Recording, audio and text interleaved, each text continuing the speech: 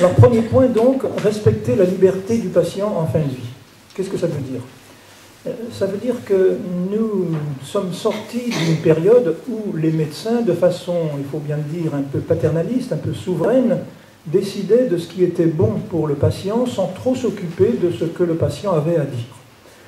Pourquoi? Parce qu'il y a encore quelques décennies, on avait une image du médecin qui était un savant, il savait beaucoup de choses, et donc quand on s'en remettait à lui, on n'avait pas tellement son mot à dire. D'ailleurs, il donnait des ordonnances, le mot est, quand on le regarde un petit peu près, c'est des ordres, les ordonnances. Et puis, disons que les patients n'étaient pas très compétents pour comprendre aussi les mots compliqués, les mots savants qu'utilisent les spécialistes de la médecine. Et puis surtout, les médecins avaient quand même une haute conception de leur art et considéraient qu'une haute conscience de leur part devait répondre à la confiance du patient. Tout cela était bel et bon, sauf que les choses ont évolué. Les choses ont évolué pour plusieurs raisons. La première, c'est que les patients sont devenus moins incompétents qu'ils ne l'étaient, dans la mesure où le niveau intellectuel, le niveau scolaire même, s'est élevé depuis la Deuxième Guerre mondiale en particulier. Et puis surtout parce que nous sommes entrés dans des sociétés qui irréversiblement souhaitent que les personnes soient entendues. Nous assistons à une montée dans tous les domaines des droits et par conséquent le sujet souffrant a fait savoir de plus en plus qu'il était aussi un sujet parlant et qu'il ne fallait pas éteindre son point de vue sous prétexte qu'il était, comme on disait à l'époque, submergé par l'émotion et incompétent pour comprendre la situation. Donc, on est passé, si vous voulez, d'une sorte de paternalisme médical. On traitait, dans les cours de médecine des années 50, à la faculté de médecine, on traitait les patients d'enfants. On disait que c'était des enfants. Et le mot figurait dans les textes du président du Conseil de l'Ordre qu'on distribuait aux étudiants. Donc évidemment, les enfants ont fini par se sentir infantilisés et donc en boomerang est arrivée la notion de paternalisme. Donc on est passé du paternalisme médical, non pas à l'idée que le patient désormais devait tout régenter tout seul face au médecin, mais à l'idée que l'on devait passer à ce qu'on peut appeler une alliance thérapeutique. Cette alliance thérapeutique a été actée par un article du Code de la santé publique qui a été voté assez récemment, à l'échelle en tout cas de l'histoire de la médecine de l'après-guerre, en 2002. Cet article dit que ce n'est pas le médecin qui prend les décisions qui concernent le patient. C'est un article du Code de la santé publique qui dit que c'est au contraire toute personne qui prend les décisions qui la concernent. C'est passé dans la loi sous cette forme-là. Alors, plus exactement, l'article que j'évoque en ce moment dit précisément « Toute personne prend avec le personnel de santé et compte tenu de ses préconisations et informations, les décisions qui concernent sa santé. » C'est-à-dire que c'est ultimement la personne qui prend les décisions qui la concernent, mais elle ne la prend pas solitairement, souverainement, comme si par un mouvement de balancier on était passé des ordres donnés par le médecin au patient à des ordres donnés par le patient au médecin. La personne prend les décisions qui la concernent, mais avec le médecin, avec le corps médical. Autrement dit, c'est l'alliance thérapeutique. On est ensemble pour lutter contre le mal commun, et ce qu'on va décider, on le décide. Mais, ultimement, si le patient dit « ce que vous me proposez, je n'en veux pas », c'est lui qui l'emporte. C'est sa décision qui l'emporte. Et il est même interdit au médecin de faire intrusion dans le corps d'autrui sans son consentement. Sauf urgence vitale, bien entendu.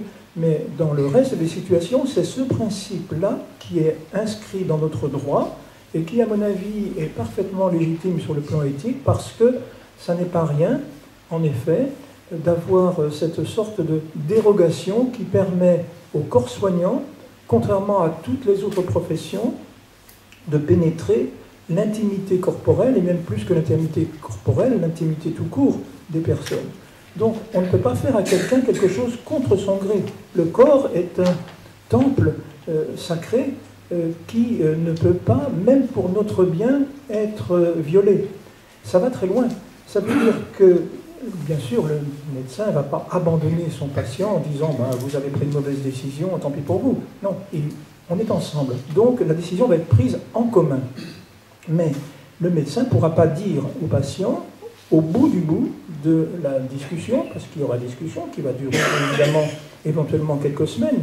Je parle ici d'un patient qui aurait des facultés intellectuelles lui permettant d'être correctement éclairé, d'être bien informé pour savoir les conséquences d'une décision, par exemple, qu'il pourrait prendre de non-consentement à des traitements ou des soins qui lui seraient proposés.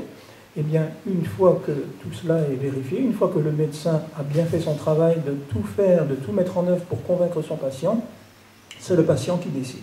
Et là, je ne dis pas que ça soit très très fréquent, mais il arrive assez souvent dans l'expérience clinique, dans l'expérience soignante, qu'on renonce à un traitement qui pourtant aurait pu avoir des effets, semble-t-il, objectivement bénéfiques, parce que la volonté du patient est supérieure ici à la volonté du médecin. C'est une disposition qui va tellement loin que le législateur a prévu que même si une personne n'est pas en état de s'exprimer directement, elle peut le faire de façon anticipée, et cela de deux façons. La première qui consiste à nommer une personne de confiance, et ça on peut le faire chacun d'entre nous à n'importe quel moment de notre existence, il suffit de le faire sur papier libre, à la condition que la personne de confiance soit elle-même informée, bien sûr, elle doit signer le papier en même temps. Et une personne de confiance, ce n'est pas la personne forcément la plus proche, effectivement, ce n'est pas forcément la plus proche amicalement, mais c'est une personne avec qui on a parlé éventuellement de ce qu'on souhaiterait ou qu'on ne souhaiterait pas qu'on nous fasse si on arrivait à un stade difficile, à un stade plus ou moins terminal. Parce que si donc on n'est plus en état de s'exprimer directement, cette personne de confiance sera obligatoirement concernée, consultée et écoutée pour que des décisions soient prises quand il y a, par exemple, plusieurs options qui peuvent se présenter à un moment ou à un autre. Donc c'est un premier dispositif qui existe depuis 2002, qui est encore assez mal connu, assez peu utilisé, mais que chacun d'entre nous peut utiliser. Et puis un deuxième dispositif, c'est celui, toujours pour permettre l'expression libre des patients, c'est celui des directives anticipées qui permet à chacun d'entre nous, à n'importe quel moment de son existence, de rédiger ce que le législateur appelle en France des directives anticipées, ce que d'autres appellent dans d'autres pays le testament de vie, et qui est tout simplement le fait que chacun d'entre nous peut mettre par écrit ses volontés. Voilà, s'il m'arrive d'être dans telle ou telle situation comateuse, irréversible, eh bien je souhaite qu'on ne poursuive pas tel ou tel traitement déraisonnable, que j'estime déraisonnable. Ou au contraire, je voudrais bien qu'on essaye de faire le maximum pour me tirer de ce mauvais pas où je suis. Bon, bref, on peut rédiger chacun à sa façon des directives anticipées. Je précise tout de suite ici qu'il y a deux formes de directives anticipées. La première, elle est, à mes yeux, faite plutôt pour désangoisser les personnes. Voilà, on se dit, oh là là, souvent les gens, ils écrivent d'ailleurs des choses qui sont déjà dans la loi. Et ceux qui, peut-être parmi vous, ont entendu Jean Leonetti à la fin de 2015, ici même à Sainte-Luce, se souviennent peut-être que lui-même, Jean Leonetti, qui est l'inventeur des directives anticipées, c'est sa loi qui les a mises sur pied le 22 avril 2005, ne parvient toujours pas à rédiger ses propres directives anticipées, parce qu'on ne peut pas savoir. Ça ne se passe jamais comme on a prévu. Mais il y a en revanche une deuxième catégorie de directives anticipées qui, elles, peuvent rendre de réels services. C'est lorsque une pathologie dont l'évolution est assez prévisible, c'était le cas de Anne Bert, dont j'ai cité tout à l'heure l'épisode douloureux, elle qui est allée mourir en Belgique après avoir couru tous les plateaux de télévision pour expliquer son geste, elle était atteinte de la maladie de Charcot. La maladie de Charcot est une maladie assez épouvantable, il est vrai, mais dont l'évolution est prévisible et pour laquelle, à certains moments du processus, plusieurs options thérapeutiques peuvent se présenter. Et donc, si on a pris le temps d'y réfléchir avec son médecin auparavant, si on a pris le temps d'en parler surtout, et donc de mettre par écrit ce qui a été dit, eh bien, ça peut rendre service, en effet, pour savoir ce qu'est la volonté du patient. Donc, je me résume.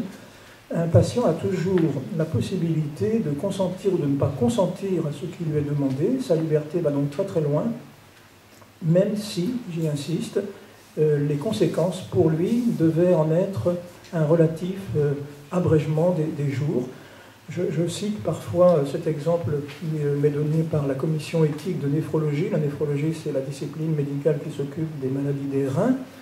Et beaucoup de personnes sont en dialyse, par exemple, et participant aux travaux de la commission éthique de la Société française de néphrologie, j'ai vu plusieurs fois des cas qui ont été rapportés où des personnes disaient je veux bien continuer la dialyse, mais pas au-delà de tel temps, je veux bien essayer, et d'autres qui disaient je ne veux pas de dialyse. Voilà, je considère que c'est quelque chose qui va contre la manière que j'ai de concevoir mon existence. Les néphrologues font tout leur possible pour convaincre le patient, et en général, ils les convainquent qu'on peut avoir un relatif. Mais il arrive que les patients ne se laissent pas convaincre, et à ce moment-là, on va les accompagner jusqu'au bout, sachant que la mort surviendra tôt ou tard, parce que la dialyse est, dans leur cas, absolument vitale, nécessaire pour les maintenir en vie. Mais vous voyez, cette liberté, elle va jusqu'à admettre que l'on puisse donc refuser un traitement.